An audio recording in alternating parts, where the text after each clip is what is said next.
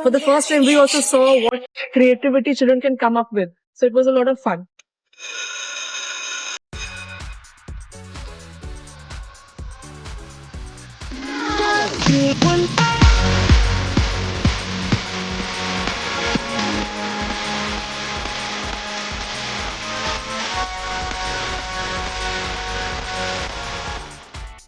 I'm here with the students as a teacher, and it was very nice to see children become so enthusiastic with their stone painting, with their rock painting. First, they collected, they loved going down in the water, splashing each other, collecting pebbles, and then they sat down together, quietly worked in the in nature. They were enjoying themselves, no phones, just living in the moment, talking to each other, painting quietly, coming up with creative ideas, finding rocks of different shapes.